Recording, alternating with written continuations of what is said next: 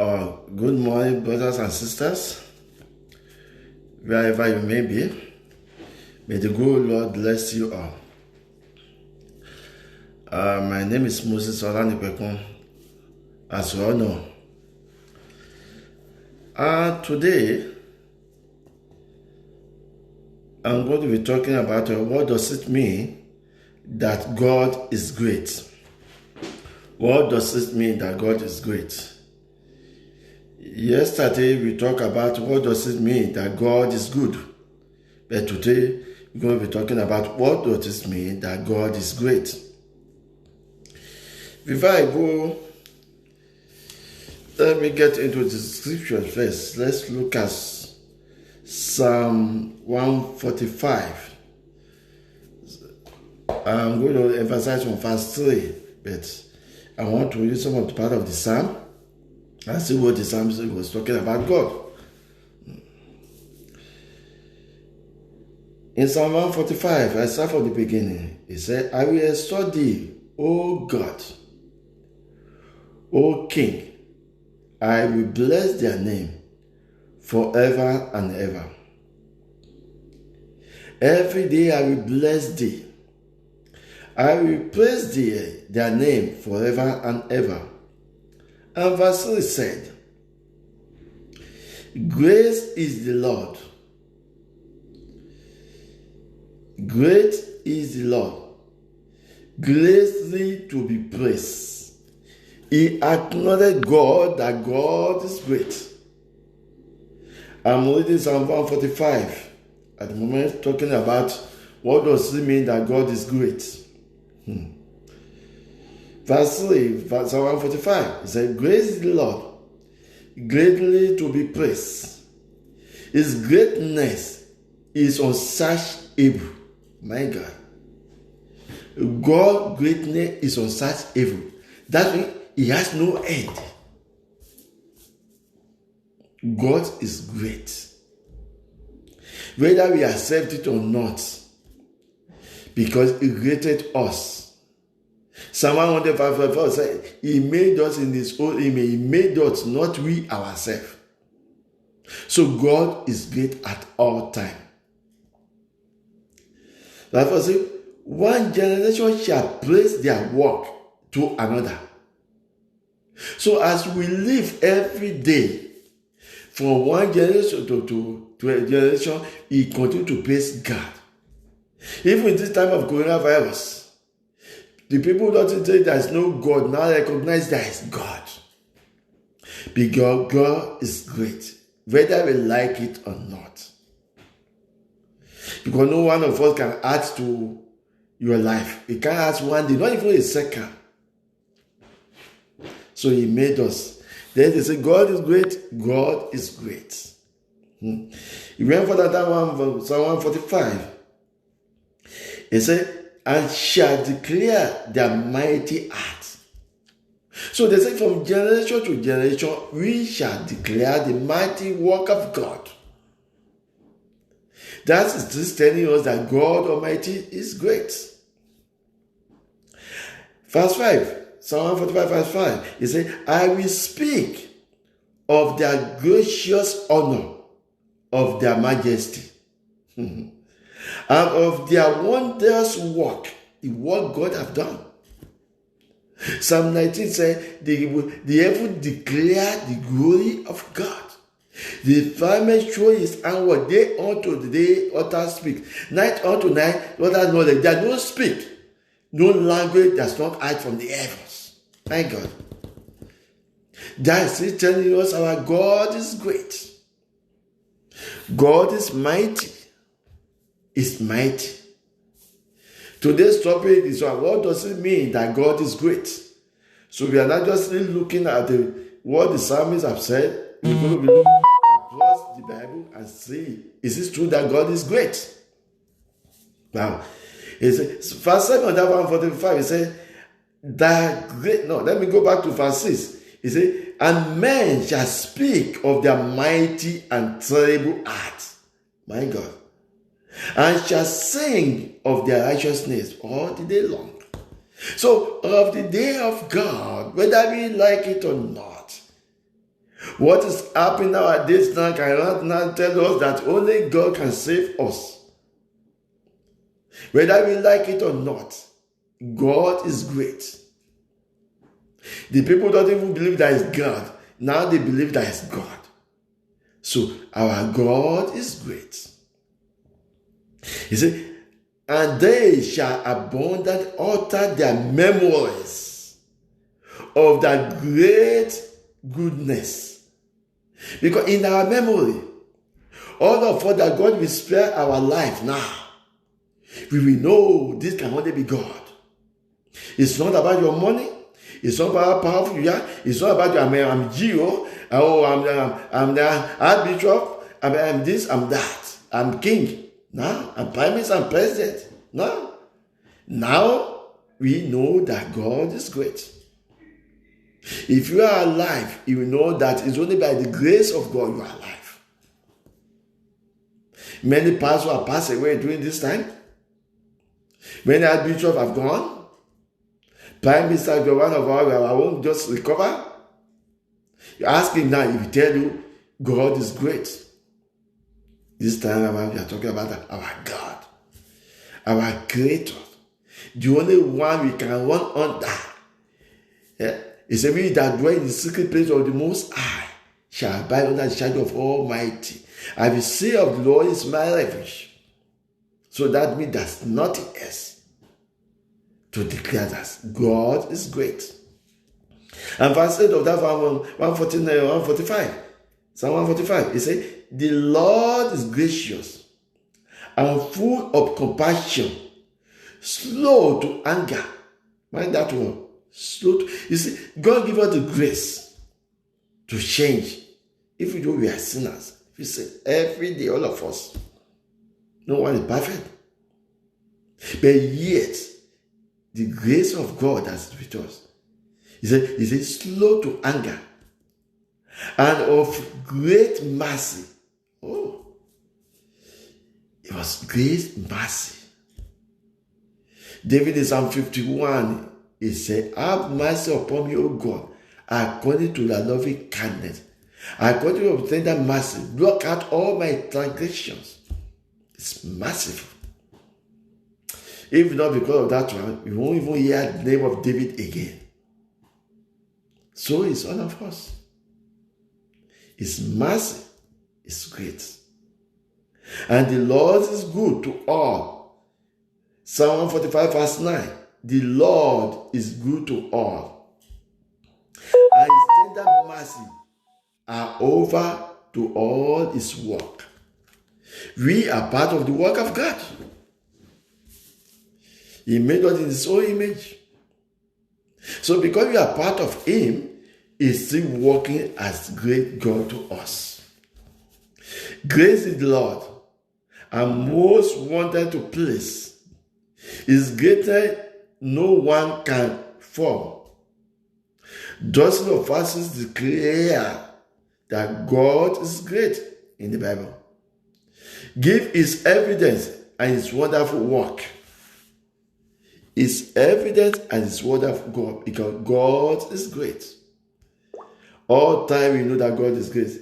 There's no time we don't know that our Father is great. He made us not we ourselves. That's why we call him Almighty God. Almighty. To prepare. Psalm 86 verse 10. For thou art great, and dost wonderful thing, thou art God alone. My God. That is God. There is no any other God. That is the only God. He is the only one we can recognize as God. Whether we like it or not, He's still God. He's our Father. He's our Savior. He's our everything. That's why they call him Almighty God. He's mighty in everything. He's mighty. He's gracious. He's full of mercy. And is our defender at all time. Psalm 96 verse 4. Only for the Lord is great and is greatly to be praised at all times. He is to be feared above all gods. Almighty God is to be feared above all gods. We have so many gods that woman created gods. We have a lot of them. But who to be feared? He said, above all the gods think you are serving, the only one that need to be feared is the God, Almighty God. I'm going to look at the book of the First Chronicle, chapter 16, verse 24. It said, declare his glory among the earths, his marvelous work among all nations. Can you then see it now? That First Chronicle chapter 16 verse 24. God now is declaring, whether we like it or not, is declaring his glory among all the nations. Because nobody can, all this colonial fathers or not colonial fathers, nobody can use chemical weapon or whatever they have now, or the atomic bomb to clear it off. We are all depending on God. People are dying every day, every second. They come with all the government all over the world, whether it's a superpower or no superpower, they are confused. They don't know what to do. They are speechless. And they have no choice than to say, let's go to God. Even to say, oh, hands down, stay in the house. People see coming out to come and praise God because they don't know what's next. Even though you say you don't believe in God, by now I think you should think twice to say you don't believe in God. In describing a person, the word great means preeminent, above the nose, or distinguished. It also implies superior. Superior character or quality. Just as saying that Abraham Lincoln was a great man. Now we are not talking about somebody who created Abraham Lincoln. We are talking about the God of God, the Lord of all, the King of Kings. We are talking about Creator, the only one and only, the merciful God. God is great. So when the Bible declares God as great, it set the Lord apart from human being. We may consider great because God is the greatest and call attention to his worthiness to be worshipped and adored. If you look at 2 King, let's look at 2 King. What does that say there? That's 2 King. We need to look at the book of 2 King. Let's see, what does it say in the 2 King? I want to look at 2 King chapter 17 verse 36. I want to swear that God is so great. 2 King chapter 17 verse 36. He said, but the Lord who brought you up out of the land of Egypt with great power and stretched out arms, him shall ye fear. You shall fear him at all times, and him you shall worship, and to him shall you do sacrifice to. That is to only God, who brought out of the troubles, who saved you, your only Savior. To him shall be praised every second, every day, every moment. Because God is great. And his mercy is enduring forever. The word great is used in many English versions. Great, great, great, great. Let's look at the quality of the word. 1 John chapter 3 verse 1. 1 John chapter 3 verse 1. We are still talking about the greatness of God, the Almighty Himself. 1 John chapter 3, verse 1.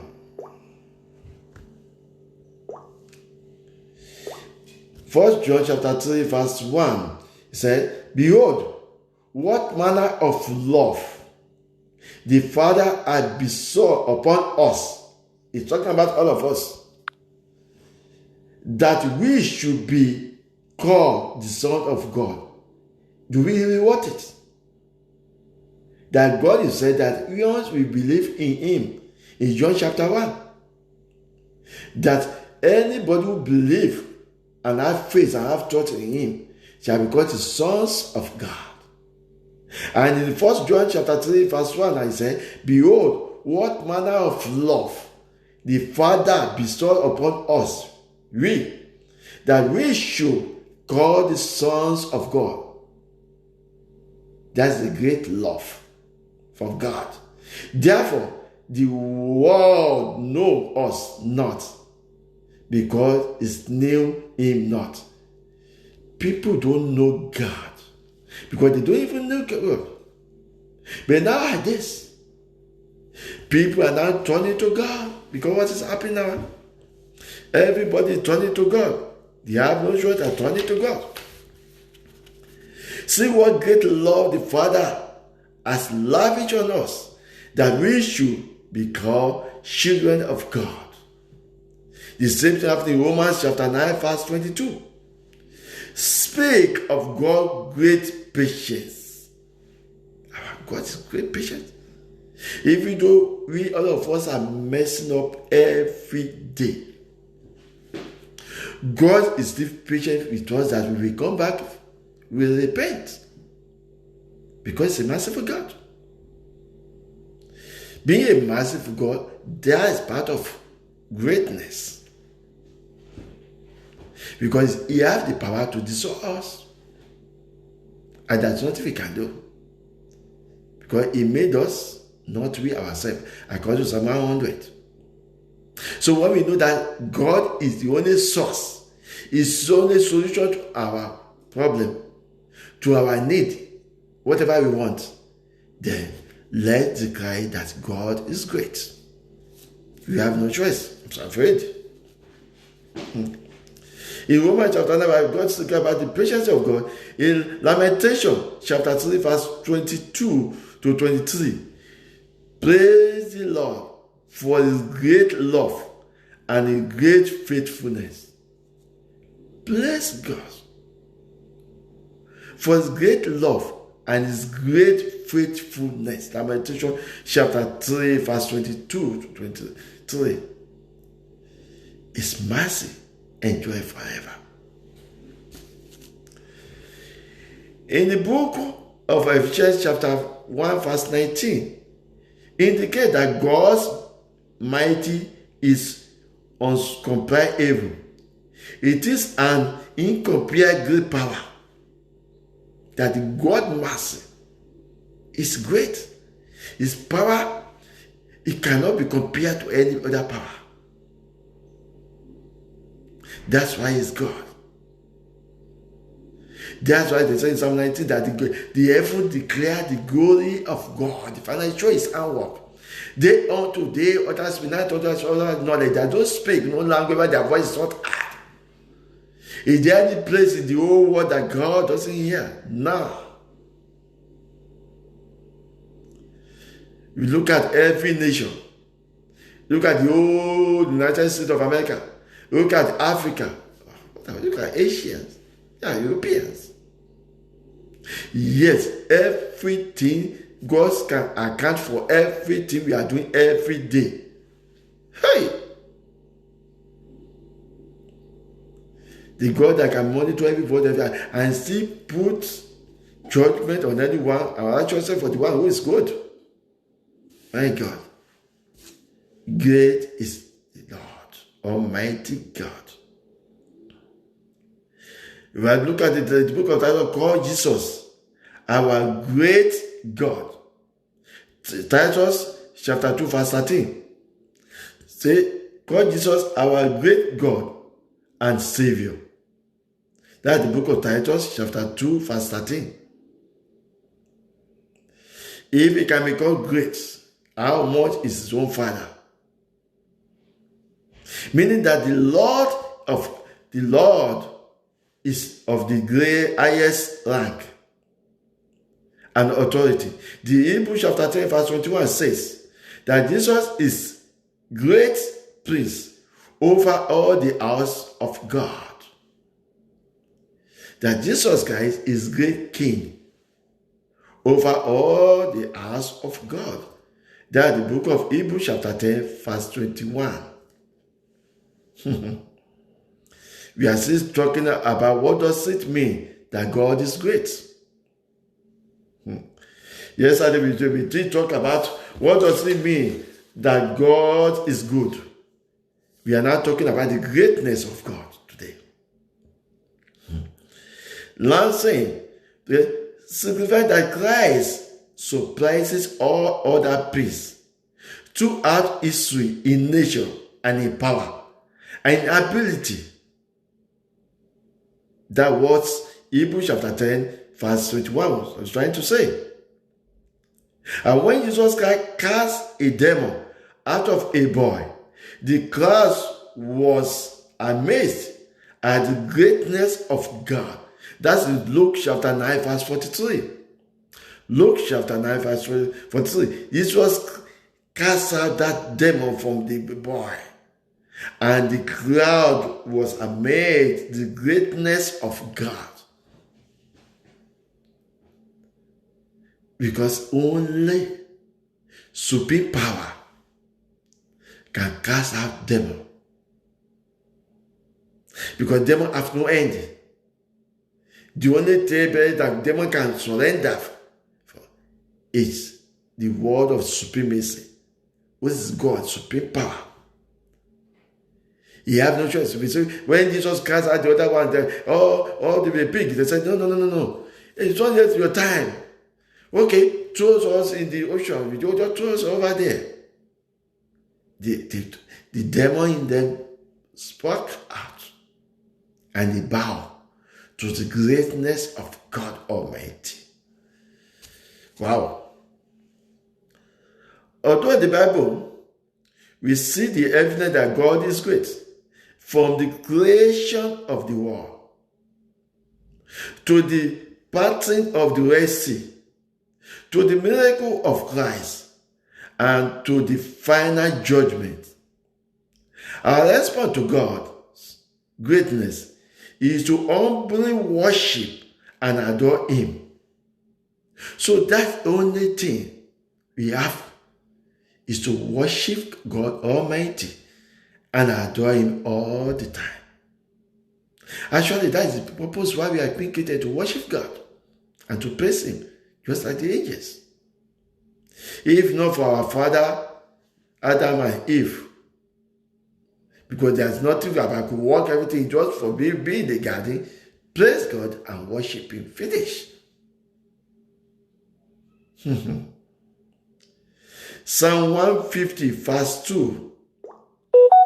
Psalm 150 verse 2 said, praise Him for His heart of power. Praise Him for His surprising greatness.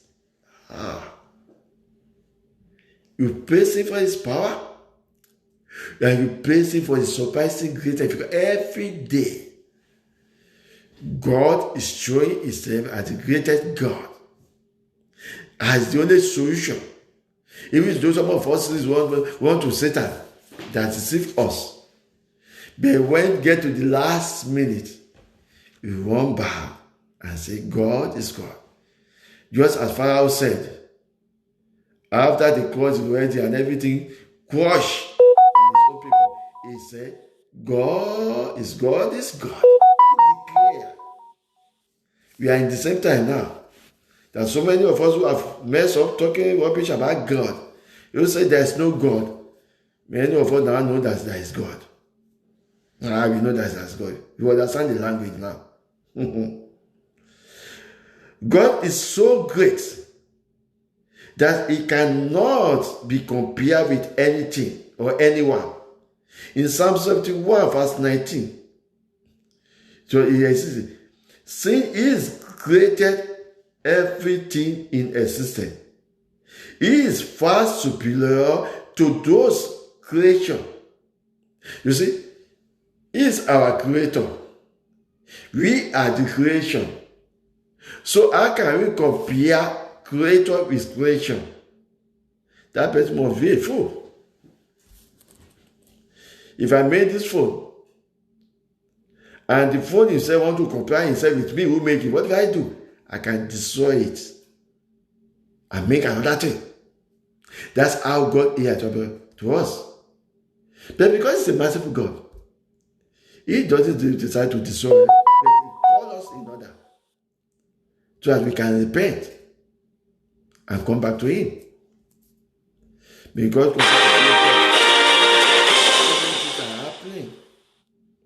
please, it's time for us to turn back to God Almighty, because He's a great God at all times.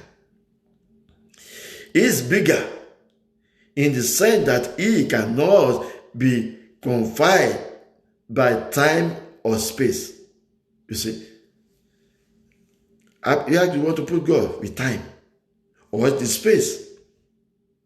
That's not possible. But He is everywhere.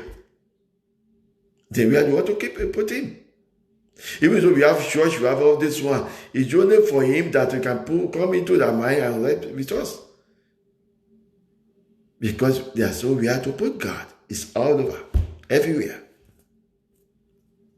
It's a spirit. And those people worshiping in spirit.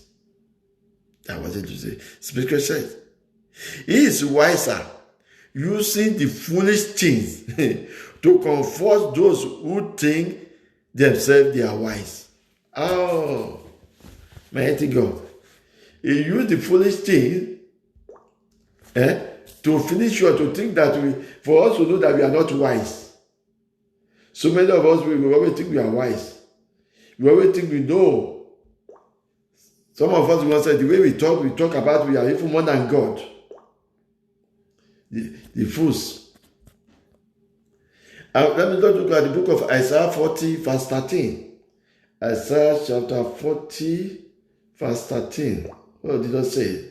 Isaiah 40, verse 13.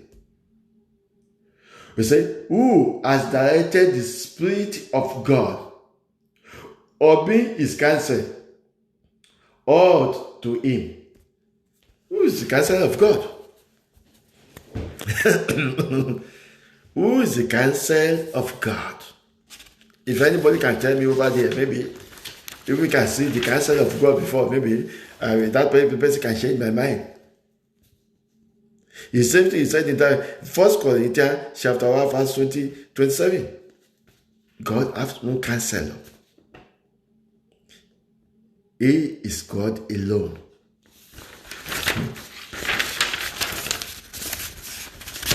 He is infinity, while all created things are finite. Psalm 90, verse 2. Psalm 90, in conclusion, verse 2.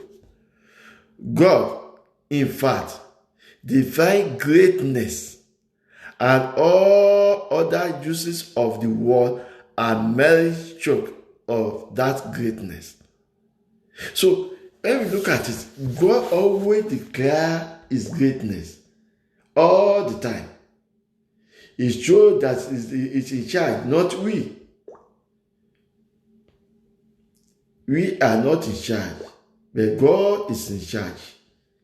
That's why He showed so many things and stuff about it. He said, before the mountain were brought forth, Psalm 19, verse 2. He said, before the mountain were brought forth, or ever thou hast formed the earth and the world, even from everlasting to everlasting, thou art God.